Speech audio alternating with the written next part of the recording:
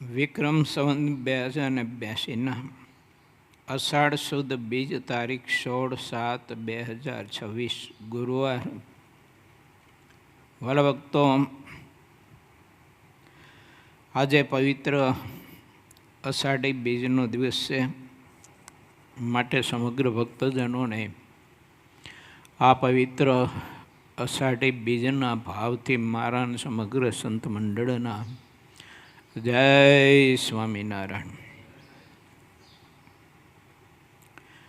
અષાઢી બીજ એટલે પવિત્ર દિવસ એટલા માટે કે ભક્તિ, શ્રદ્ધા, આનંદ અને સમર્પણના સમન્વયનો આ પવિત્ર દિવસ છે.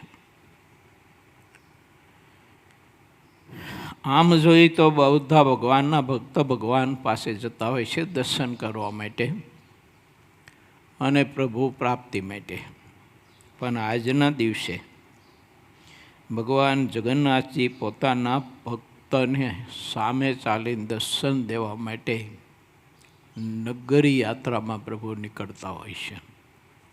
આ પરમાત્માનો પોતાના ભક્તો પ્રત્યેનો પ્રેમ, સ્નેહ છે.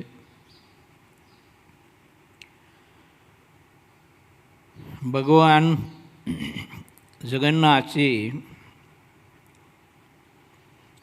બલભદ્ર અને બહેન સુભદ્રાજીની સાથે નગર ચર્ચા કરવા માટે જ્યારે નીકળે છે ત્યારે ભક્તો દર્શન કરવા માટે એટલા બધા ભક્તો ઉમટતા હોય છે કે અમારો ઠાકોરજી અમને સામે ચાલીને દર્શન દાન દેવા માટે વધારે છે. એટલો બધો પ્રેમ, હરખ, સ્નેહ હોય છે.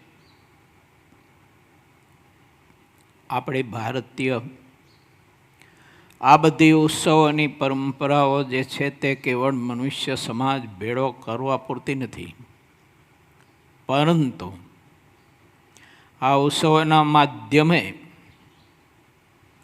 પરસ્પર એકાદા બીજાના ભાઈચારાના સંબંધો વધુ મજબૂત અને દૃઢ થાય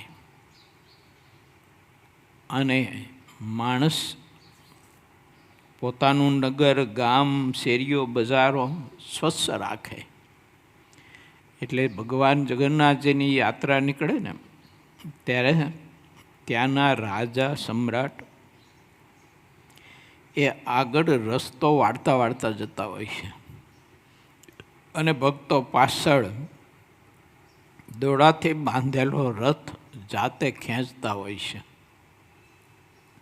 એ બતાવે છે કે તમારું નગર, ઘર, બજારો, શેરીઓ બધી સ્વચ્છ રાખો, પવિત્ર રાખો. કેમ? તો એવી પવિત્ર રાખશો તો રોજ ભગવાન તમને દર્શન દેવા માટે આવશે અને એક સૂત્રીયતાથી તમે સારો એ સમાજ જોડાઈને રહેજો.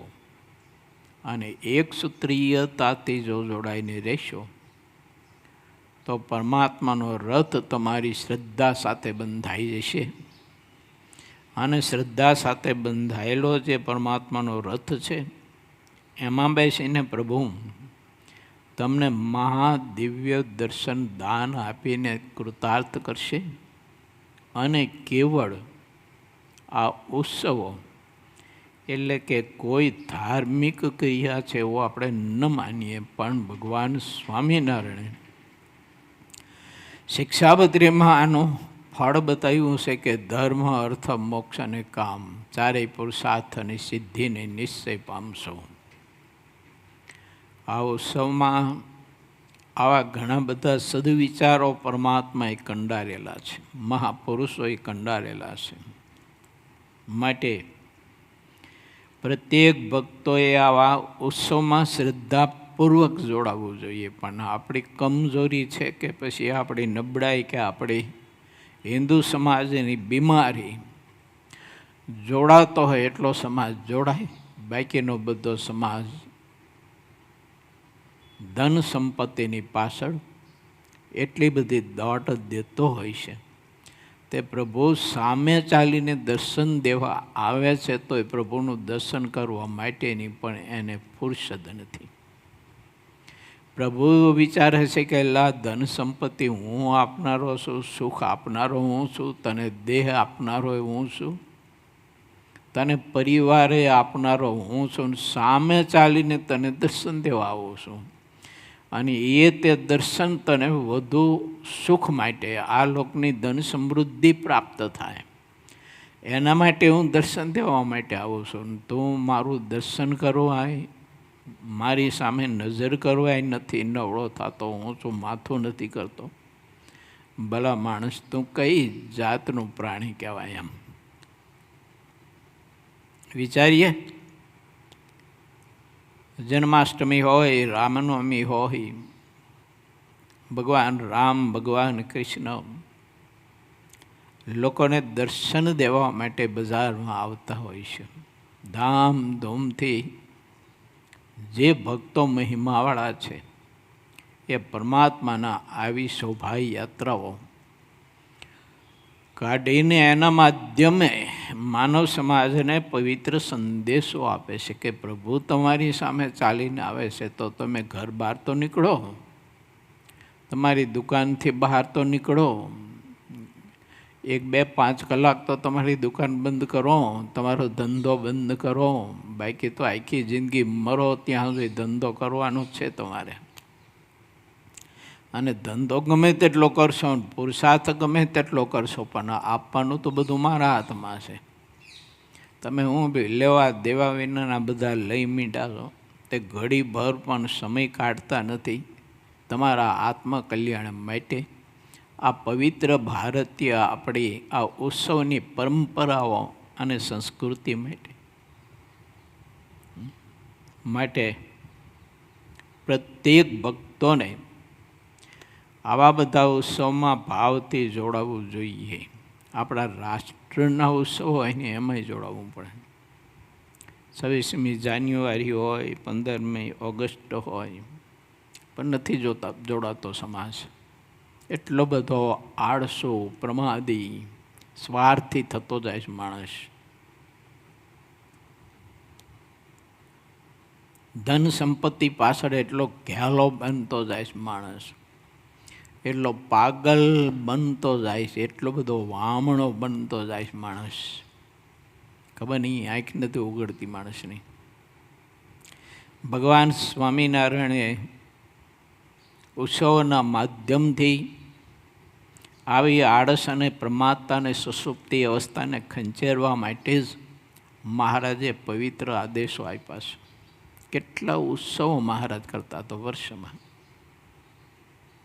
અને એ વખતે ભક્તો કેટલા પણ લાખોની સંખ્યામાં તે ઉત્સવમાં જોડાતા.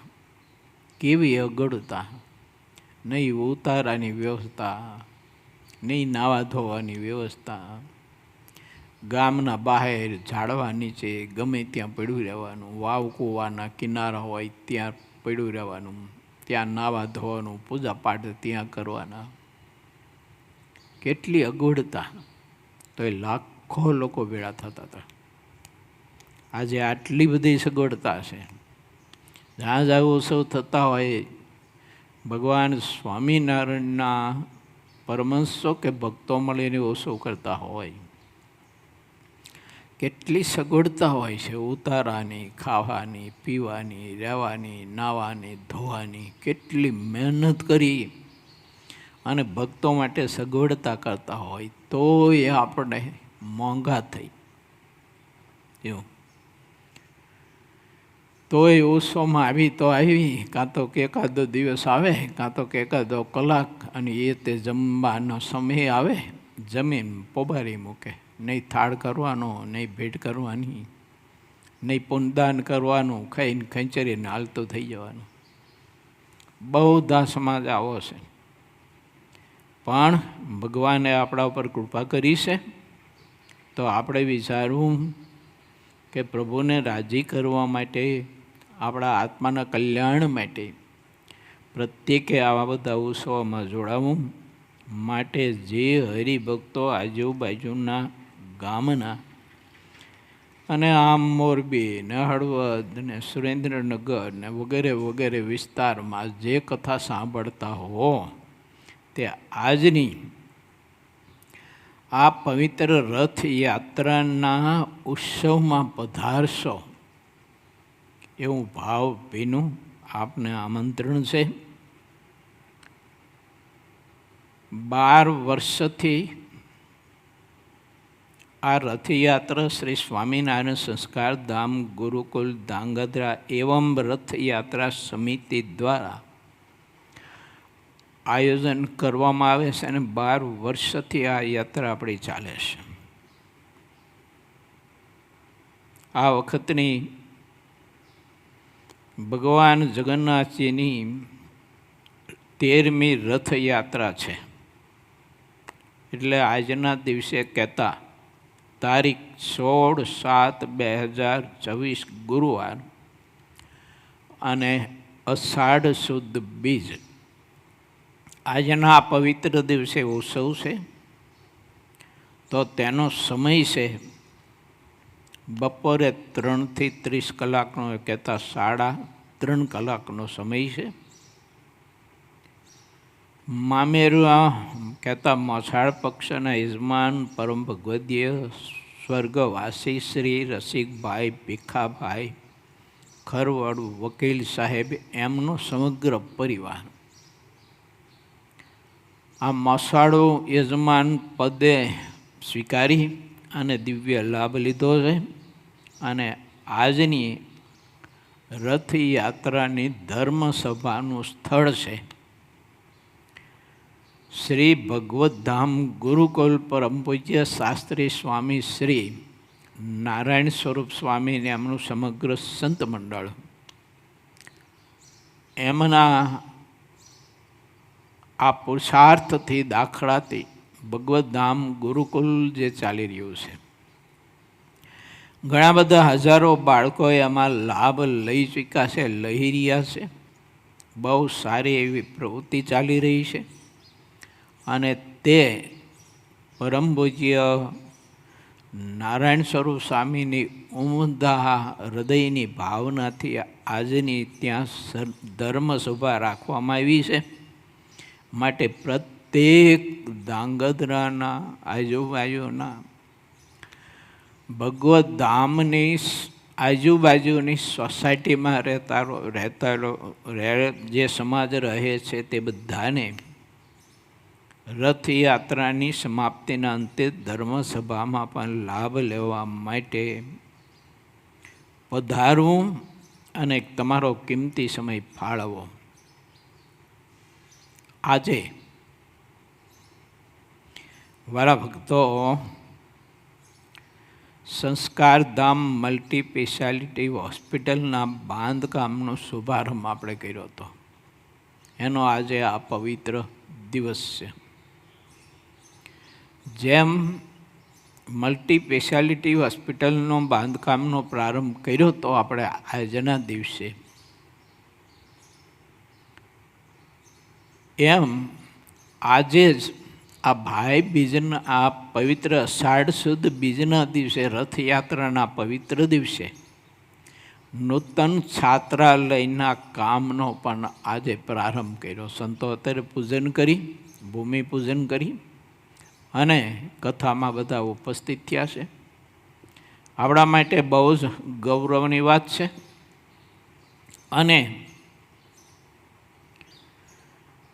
પરમ પૂજ્ય સદગુરુ અક્ષર નિવાસી શાસ્ત્રી સ્વામી શ્રી ધર્મજીવનદાસજી સ્વામી શ્રી સ્વામિનારાયણ ગુરુકુલ રાજકોટની આજે 125મી જન્મ જયંતિ છે.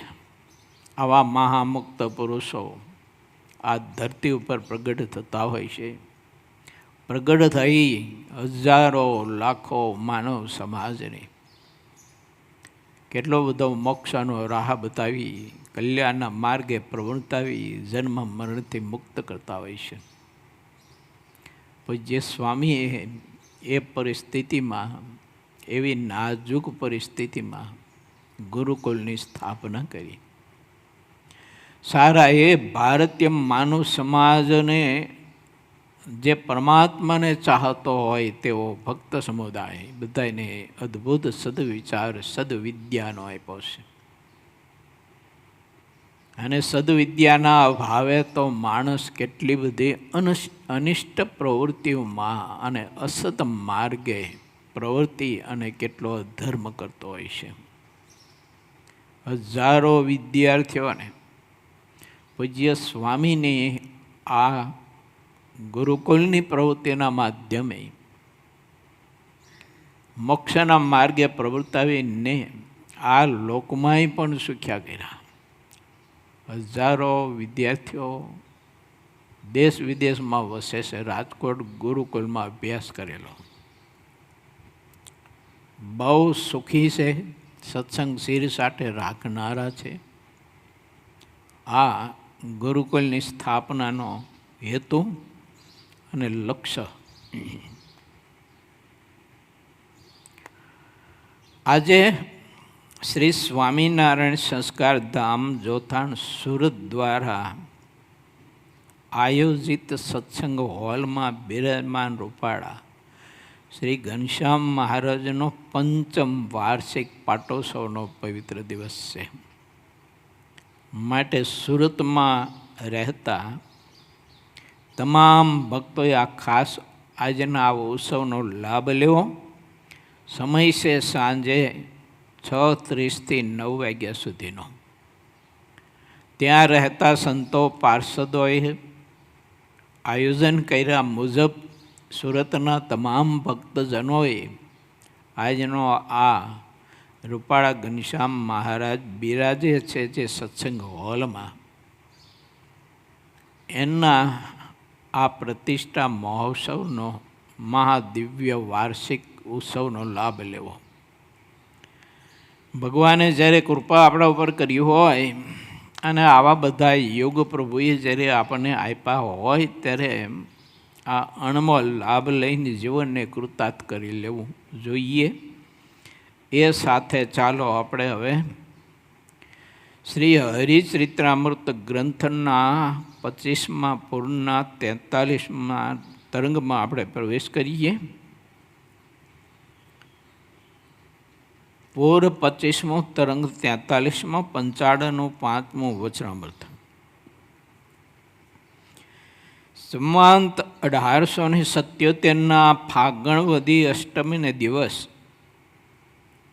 શ્રીજી મહારાજ ગામ શ્રી પંચાળા મધ્યે ઝીણાભાઈના દરબારમાં ઓટાની ઉપર બિછાવેલા પલંગ ઉપર વિરાજમાન થયા હતા અને શ્વેત ખેસ પહેર્યો હતો અને ગરમ પોષની રાતી ડગલી પહેરી હતી અને મસ્તક ઉપર શ્વેત ફેંટો બાંધ્યો હતો અને અંગ ઉપર શ્વેત ચાદર ઓઢી હતી અને પોતાના મુખાવરીની આગળ બધા પરમહંસ તથા દેશ દેશના હરિભક્તોની સભા ભરાઈને બેઠી હતી. તેની સુંદર શોભા બની હતી તે વર્ણવી શકાતી નથી. પછી સ્વયં પ્રકાશાનંદ સ્વામીએ સર્વ સુખના મૂળ એવા જે શ્રીહરિ તેને પ્રશ્ન પૂછ્યો કે ઠેકાણે માન રાખવું સારું છે અને ઠેકાણે સારું નથી, તેમજ ઠેકાણે નિર્માણીપણું સારું અને ઠેકાણે નિર્માણી રહેવું તે લગાડ પણ સારું નથી, તે આપ કહો કેમ જે કહ્યા વિના તે જાણી શકાતું નથી અને એનાથી બચી શકાતું પણ નથી. માણસને વધારેમાં વધારે જો પીડા હોય ને તો માનની છે. સ્વીકારી ન સ્વીકારી પછીની વાત છે, પણ દુઃખ માત્ર, પીડા માત્ર, ઉપાધિ માત્ર, સંઘર્ષ માત્ર, વિરોધ માત્ર, એકાદા બીજા પ્રત્યેના વેર ઝેર માત્ર, એકાદા બીજા પ્રત્યેની આંટી માત્ર, બધાયનું કારણ માન છે. આપણા એકાદા બીજાના માન જેમ અહંકાર ટકરાતો હોય ને એમ માન પણ ટકરાતા હોય છે. એના કારણે માણસ બધી રીતે દુઃખી હોય છે. ભગવાન બધી રીતે સગવડતા આપે, મદદ કરે, તોય દુઃખી હોય માણસ. ઘણી જગ્યાએ આપણે જઈને જો જે તે આયોજકો હોય ને એને સરસ મજાનું આયોજન કર્યું હોય, વ્યવસ્થા કરી હોય આપણા માટે ખાવા પીવાની, ઉતારા પાણીની વગેરે વગેરે, પણ તોય આપણે દુઃખી હોય. એટલી સગવડતા આપી હોય, ખાવા પીવાની વ્યવસ્થા હોય, તોય દુઃખી હોય. બહાર બીજે તમે જાઓ ને, ગમે તેવા મોટા ઉત્સવો હોય, મોટા મોટા મંદિરો, ત્યાં કોઈ ઉતારાની વ્યવસ્થા નહીં, કોઈ ખાવા પીવાની વ્યવસ્થા નહીં. બધા યાત્રાએ જતા હોય ને બધાને અનુભવ હોય. ત્યાં કોઈ ઉતારાનું ન પૂછે. પોતાની રીતે પોતાના ખર્ચે હોટલ ગોતવાની, ધર્મશાળાઓ ગોતવાની, ઉતારા કરવાના, પોતાની રીતે ભોજનનું વ્યવસ્થા કરવાની, બધું જ પોતાની રીતે કરવાનું. તોય લોકો એ તીર્થધામનો ક્યારેય પણ અભાવ ગુણ નથી લેતા. અને આપણે આપણા જ સંપ્રદાયનો, આપણા જ મંદિરોનો, આપણા જ પવિત્ર સ્થાનોનો અને આપણા જ ઉત્સવ પ્રસંગોમાંથી બહુ અભાવો ગુણ લઈએ છીએ. બહુ એટલે અતિ લેતા હોય છે. આટલી સગવડતા ખાવા પીવાની, ઉતારાની, રહેવાની, તોય અભાવો ગુણ લેતા હોય છે. ત્યારે આપણને એમ થાય કે આને સત્સંગમાંથી બસ આટલું જ મેળવું, અભાવો ગુણ લેવાનું, ખોતરી ખોતરી અને વાંદરાની જેમ અભાવો ગુણ જ ખોતરી ખોતરીને કાઢવાના, આટલું જ આને લીધું. વિચાર કરવો જોઈએ. આ બધાનું કારણ માન છે. અને બહુ અતિમાની માણસ હોય ને એને અપેક્ષાઓ બહુ હોય, અને જે અતિ માની હોય ને એને અપેક્ષા તો હોય પણ ઓર અપેક્ષાઓ હોય. કદાચ અપેક્ષા પૂર્તિ કરી શકાય પણ ઓર અપેક્ષા તો ભગવાને પૂરી ન કરી શકે, તો માણસ કેમ કરી શકે? અને એવા માનની માણસો અંતરમાં દુઃખી બહુ હોય અને બીજાને પણ અભાવ અવગુણ ઘાલી અને બીજાને દુઃખી કરતા હોય છે.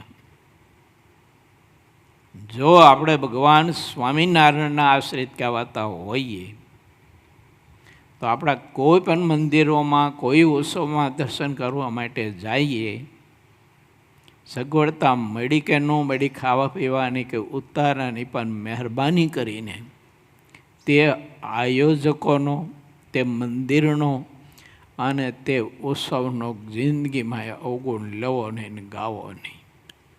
જો મહારાજને રાજી કરવા હોય તો, બાકી મરી નરકમાં જવું હોય તો વાંધો નથી. પાછો મારી આટલી વિનંતી છે આપના એક અબોધ અજ્ઞાની દાસ તરીકે મારી આપ સમગ્રને પ્રાર્થના છે કે કોઈ મંદિરમાં દર્શન કરવા જાઓ, તમારા ચંપલ ચોરાઈ ગયા, તમને વ્યવસ્થિત ઉતારો તમારી ઈચ્છા પ્રમાણે ન મળ્યો તો ખરો છે, પણ તમારી ઈચ્છા પ્રમાણે ન મળ્યો. ભોજન મળ્યું પણ તમારી ઈચ્છા પ્રમાણે ન મળ્યું. આયોજકો ભગવાન જેવા અંતર્યામી તો હોય નહીં કે તમે ઘેરથી જ્યારે ત્યાં ઉત્સવમાં આવવા માટે નીકળો ત્યારે તમારી શું શું અપેક્ષાઓ, ઈચ્છાઓ હોય સગવડતાની, એ તો કેમ જાણે? એટલે એની રીતે એને ભક્તોને તકલીફ ન પડે, અગવડતા ન પડે, એના માટે થઈને ખૂબ સાવધાનીપૂર્વક એને વ્યવસ્થા કરી હોય છે. અને ઉત્સવ દરમિયાન પણ સતત ને સતત એ ચિંતિત હોય છે. રાત્રિ દિવસ ઉજાગરા ખેંચી અને એટલી ચિંતા કરતા હોય કે ભક્તોને કાંઈ અગવડતા ન પડે. તેમ છતાંય ક્યાંક શરત ચૂકથી આપણી સગવડતા સચવાણી ન સચવાણી, આપણું માન સચવાણું કે ન સચવાણું, એટલે માણસ ચારે બાજુ વઘાર પછી મૂકે કરવા માંડે. આટલો અજ્ઞાની માણસ કેટલા વર્ષોથી સત્સંગ કરતો હોય, કથાઓ સાંભળતો હોય, તો કેટલી અજ્ઞાનતા માણસમાં. માટે થોડુંક વિચારીએ આપણે.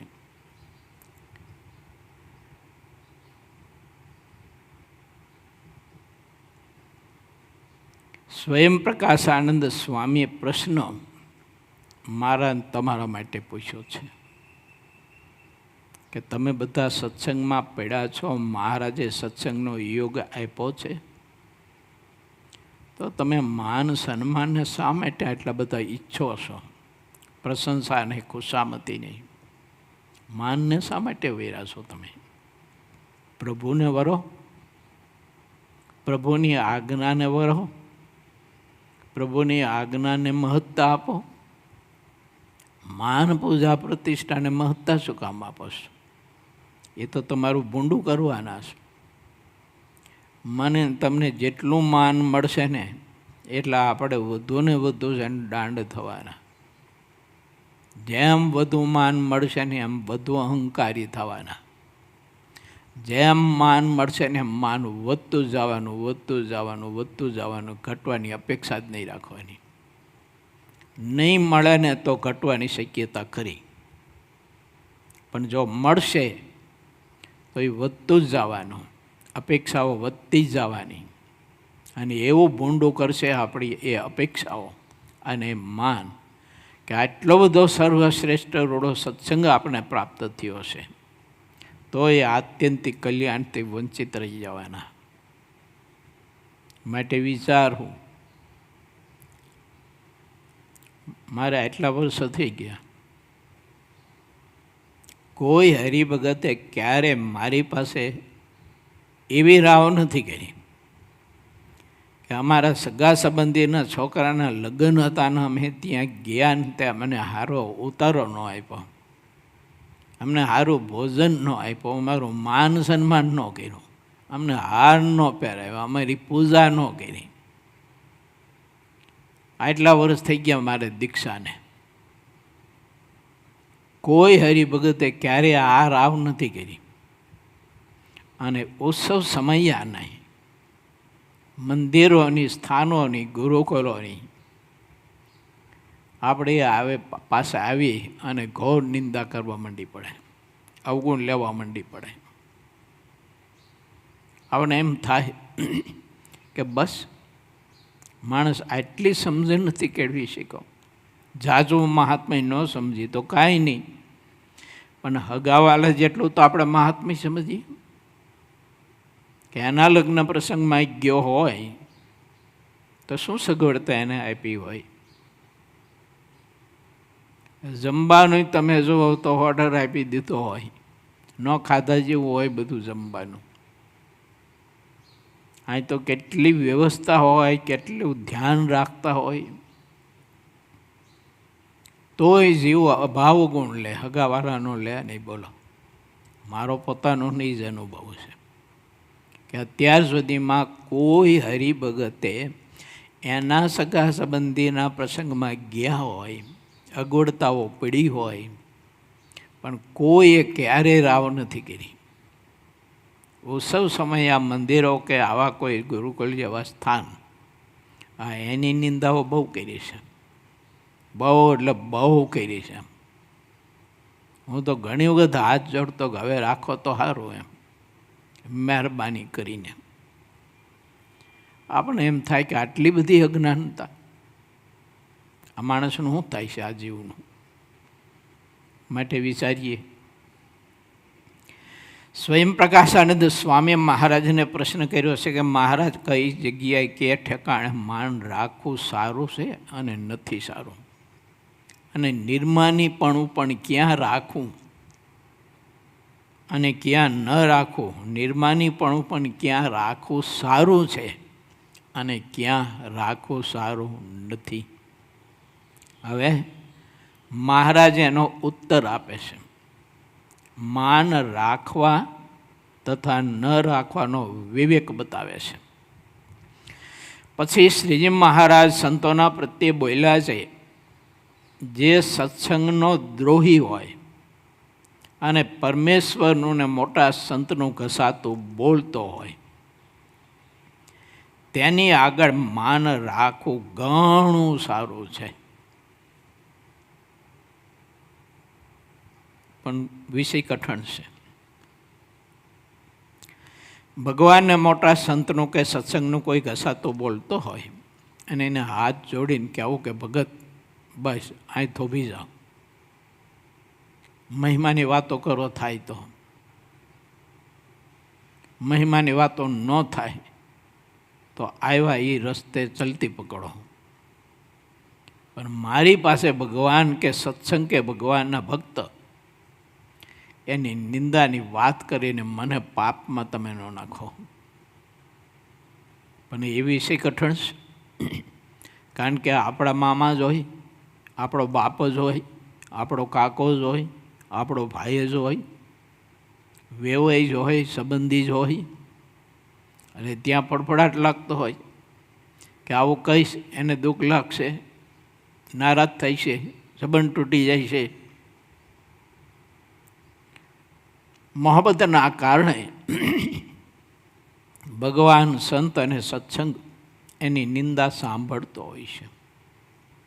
પરંતુ જે સાંભળે છે એને પણ નિંદા કરનારને જેટલો દોષ લાગે છે ને એટલો દોષ એને પણ લાગે છે. એટલે વર્ષ દાડા પહેલાં આપણી શિબિરમાં મેં કહ્યું હતું કે કોઈની નિંદા કરવાની નહીં, કોઈની નિંદા સાંભળવાની નહીં, પણ આ વાતનું અનુસંધાન કોણ રાખે? વાત સાંભળીને ઊભા થઈ એટલે ખંચેરી નાખીશ આપણે. આ મોટામાં મોટી આપણા જીવનની બીમારી અને નબળાઈ છે. એટલે માન જતું નથી, આવા આપણા સ્વભાવો જતા નથી, ટળતા નથી. અને માળા, ભજન, પૂજા પાઠ, સંત સમાગમ, દેવ દર્શન બધું કરીએ છીએ, પણ પાછળ બધું બળતું જાય છે. ઓલા પટેલને જેમ રાંડું ઓલું પાડું ચાવતું જતું હતું ને, એમ આવા બધા પાડા છે ને એ આપણું સત્કર્મ બધું ચાવતા જાય. એટલે વાંહી કંઈ રહે નહીં, એટલે આત્મા બળને પામે નહીં. આત્મા બળને પામે નહીં એટલે ગાઢ સંકલ્પ પારાવાર પીડા આપતા હોય. ન થાય સુખેથી ધ્યાન, ન થાય સુખેથી માનસી, ન થાય સુખેથી પૂજા, ન સુખેથી જીવન જીવી શકાય. એટલા બધા ઊંડા ગાઢ સંકલ્પ પીડતા હોય છે માણસને. એનું કારણ આવું બધું હોય છે.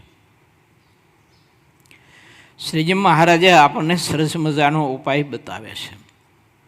મહારાજ કે આ ત્રણનો દ્રોહી હોય, એની નિંદા કરતો હોય તો મહારાજ કે ત્યાં માન રાખો. એનો મિનિંગ એમ છે કે હાથ જોડીને એને કહેવું કે ભગત બસ હવે આટલું રાખો, તમારું જે હોય તમારી પાસે, મારે તમારી પાસે રહ્યો એ કચરો, ગંદકી મારે નથી જોતી. હું કંઈ થૂકદાની નથી, હું તો ફૂલદાની છું. મારે ગુણ ખપે, મહિમા ખપે. કોઈ ભક્તની, સત્સંગની કે પ્રભુની નિંદા ન ખપે, એનું ઉત્તરતું ન ખપે મને. હાથ જોડીને વિનંતી કરવી તો અહીંયા માન રાખ્યું કહેવાય. જો પણ અહીંયા નિર્માની થઈને જી જી જી જી જી ન કરાય. નકર જી એક વખત છે ને ધોકા ખવડાવીને મારી નાખે, અંત ન આવે એનો. નરકમાં નાખે ને જમદૂતના માર ખાઈને અંત ન આવે જી કરવાવાળાને. એટલે બધી જગ્યાએ જી ન કરવું. જો વિચારવું કે ક્યાં જી કરાય ને ક્યાં જી ન કરાય.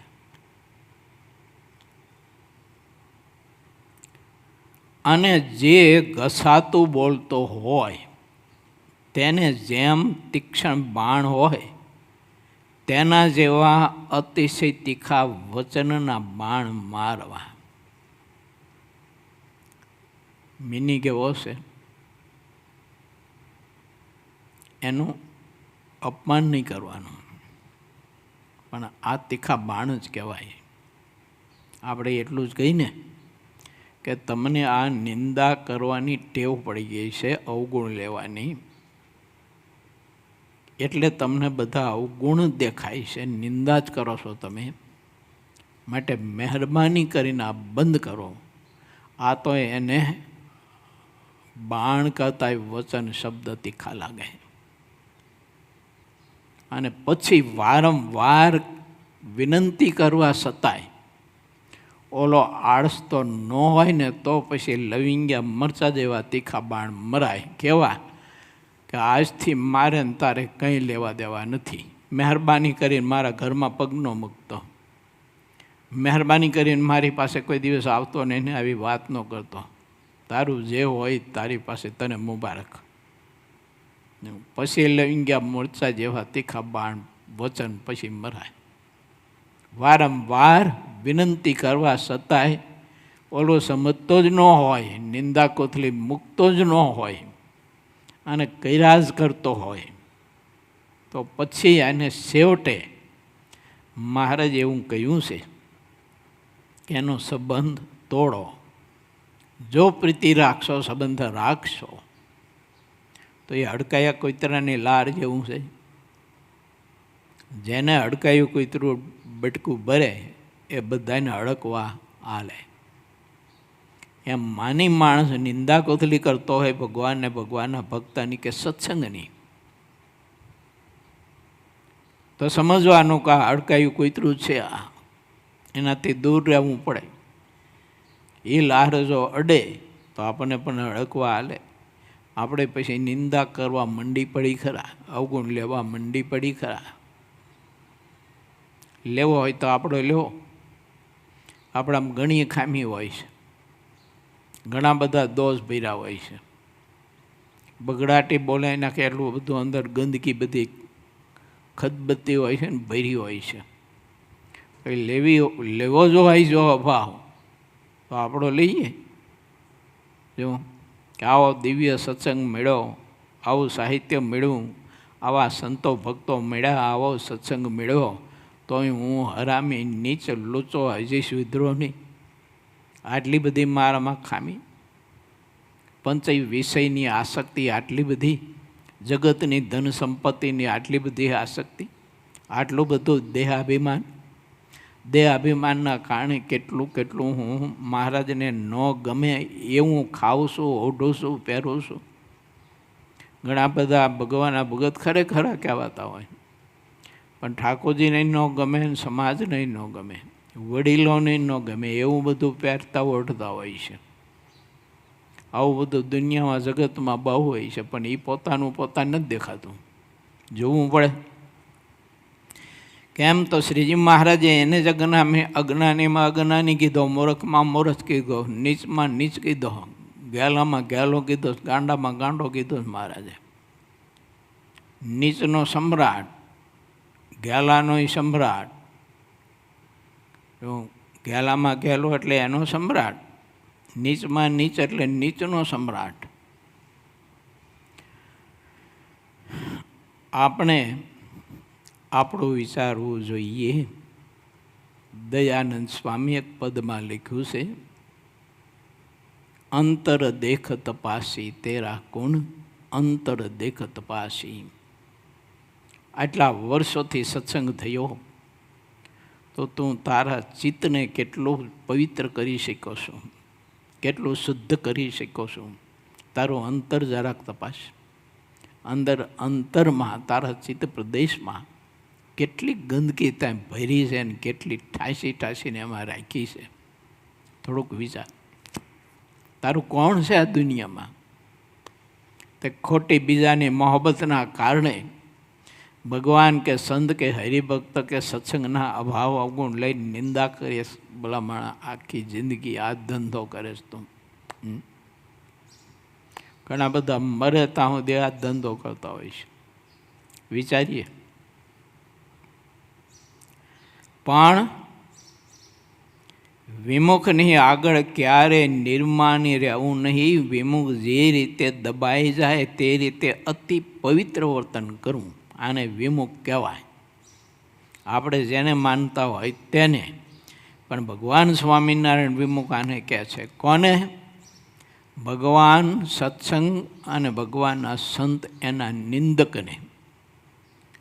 પછી આપણે જેને વિમુખ કહેતા હોય એને, પણ પ્રભુ એને વિમુખ કહે છે.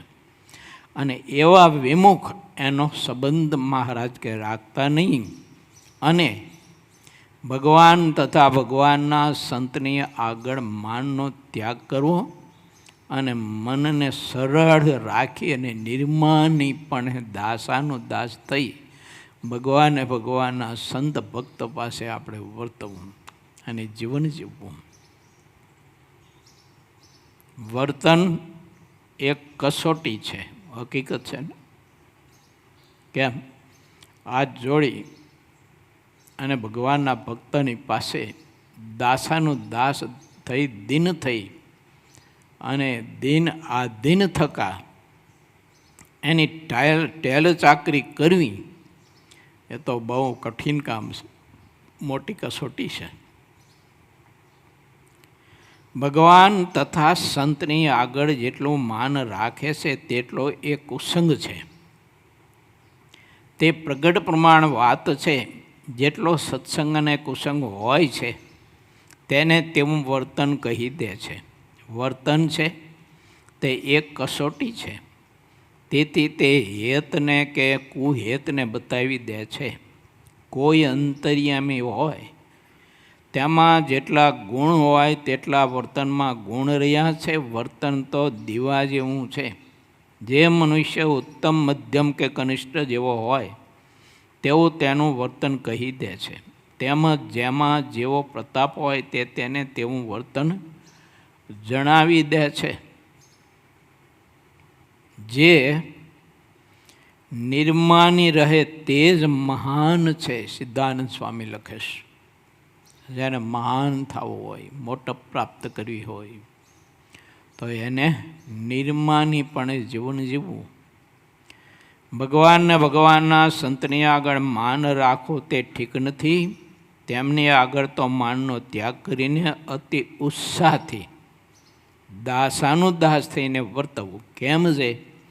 તેમની પાસે જેટલું નિર્માનીપણે વર્તાય તેટલી તેમાં મોટાઈ રહે છે. જેમાં જેટલી મોટાઈ હોય તેને તેનું વર્તન કહી દે છે. ભગવાન સમાન બીજા કોઈને ન કહેતા હોય એવા સંતના જે વચન છે તે તો સિદ્ધાંતોનો પણ સિદ્ધાંત છે.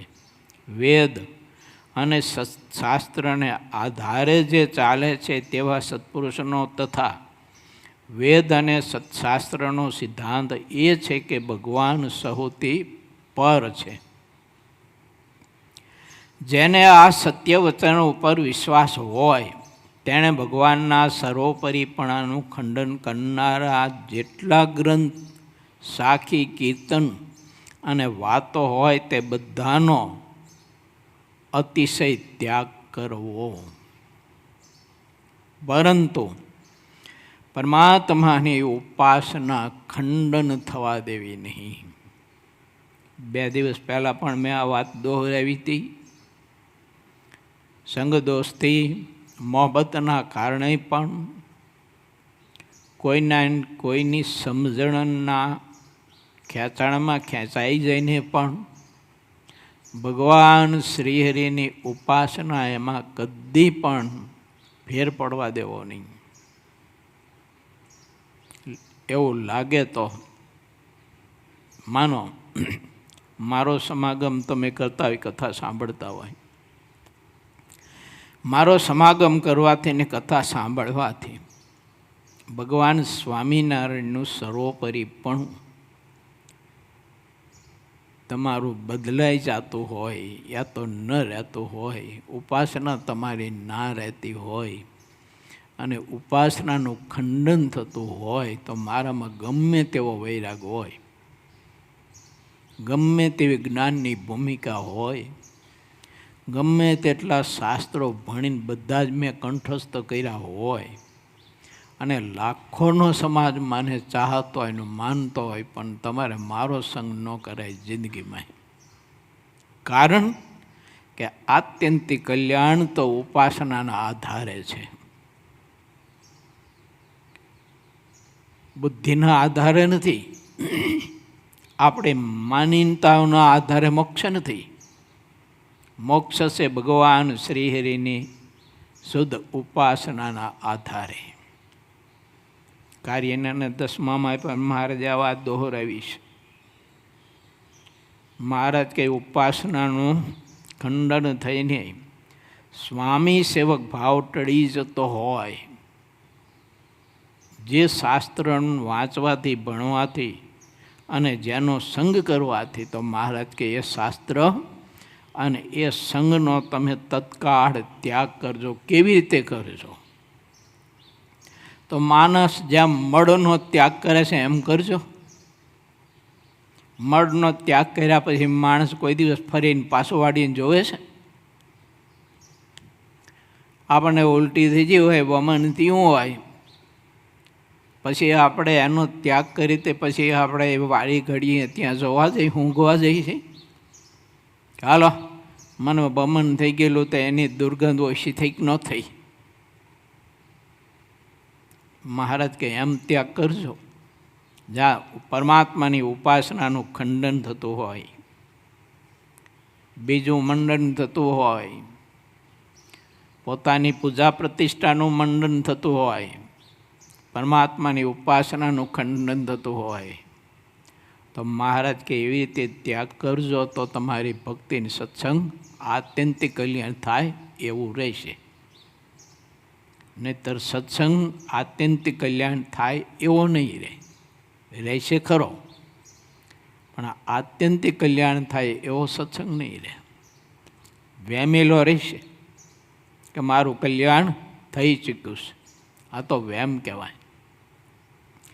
જેના વચન વર્તન તે બંને વ્યાસ, સુખજી, શનકાદિકો, નારદ, પ્રહલાદ, પ્રિયવ્રત, ધ્રુવ, પૃથુ, અંબરીશ અને ઉદ્ધવજીની સાથે મળતા હોય તથા તેવા જે હોય તે સત્કાર કરવા યોગ્ય છે, તેમજ તેને મળતા જે ગ્રંથ, સાખી, કીર્તન અને ઉપાસના તે બધા જ સત્કાર કરવાને પાત્ર છે. એક ભગવાનમાં સાર માને અને ભગવાન સિવાયનું બીજું બધું જ અસાર છે તેમ માનનારાનો જે મત છે તે અનંત કોટી બ્રહ્માંડોમાં સર્વોપરી છે. એવા જે મત છે તેમાં મોક્ષ જરૂર રહ્યો છે, અને જેટલું સુખ કહેવાય છે તે બધું તેમાં રહ્યું છે, તેમાં કાંઈ ખોટું નથી. જે સત્યને અને અસત્યને કહેતા હોય તે મત તો અસત્ય છે. સાચાને ખોટું, ખોટાને સાચું. સાચા ભગવાનના એકાંતિક સંત, એવા સાચા ભગવાનના એકાંતિક ભક્ત એનું ખંડન કરતા હોય, નિંદા કરતા હોય, એમાંથી આપણને પ્રીતિ તોડાવતા હોય, એનો સત્સંગ તોડાવતા હોય, એનો સંબંધ તોડાવતા હોય. વિચારો દેખાય તો આવે તરત જ, જો બુદ્ધિ હોય તો ખબર પડી જાય આપણને કે આ સાચા સંતમાંથી તોડવા માટેની પ્રવૃત્તિ કરે છે. અને એ પ્રવૃત્તિ એવી રીતે કરતો હોય કે ઓળખવું કઠણ છે પાછું. કારણ કે માધ્યમ તો બધું ત્યાગનું, વૈરાગનું, જ્ઞાનનું, ભક્તિનું જ હોય, એટલે સારું એ ઓળખવું બહુ કઠણ છે. પણ સુજ્ઞ પુરુષ હોય તો ઓળખી જાય, ખબર પડી જાય કે આની વાણીમાં નકરું પોઈઝન ભર્યું છે, અને સાચા સંત ને સાચા હરિભક્ત એનાથી મને દૂર કરવા માટેનો આ એનો એક બદ ઈરાદો છે, કૂટનીતિ છે. એને સમજવી જોઈએ, ઓળખવી પડે. જેનું અંતર નિર્દોષ હોય તે જ સત્સંગને કરે છે, અને જેમાં દોષ હોય તે સત્સંગ કરતા નથી. જેમાં જેટલો દોષ હોય છે તે તેના દોષના પ્રભાવે કરીને તેટલો સત્સંગનો દ્રોહ સહજ ભાવે કરે છે.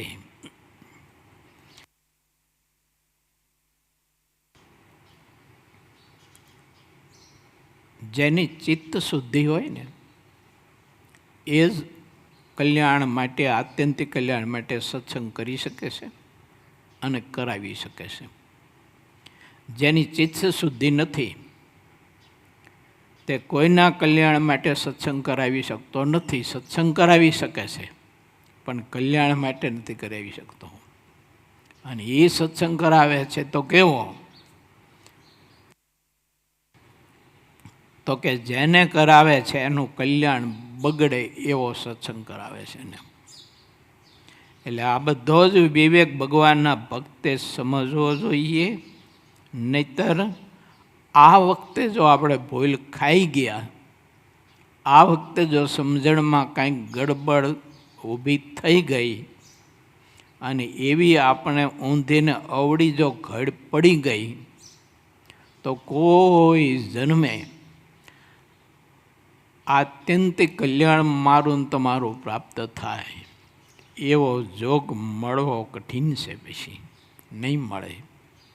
માટે આ વખતે આપણને ભગવાને કૃપા કરી અને આવો જ્યારે સત્સંગનો યોગ આપ્યો છે, માટે ભગવાનના ભક્તને ખૂબ જ વિવેક રાખવો. ઇતિ શ્રી સહજાનંદ સ્વામી શિષ્ય સિદ્ધાનંદ મુનિ વિરચિત શ્રી હરિચરિત્રામૃત સાગરના પંચવિશપુરમાં પંચાળાનું 5મું વચનામૃત કહ્યું. એ નામે 43મો તરંગ સમાપ્ત થયો. શ્રીપતિમ સિદ્ધરમ સર્વદેવેશ્વરમ ભક્તિધર્માતજમ વાસુદેવમ હરે માધવમ કેશવમ શ્રીકામદામ કારણમ સ્વામિનારાયણમ નીલકંઠમ ભજે. સહજાનંદ સ્વામી મહારાજની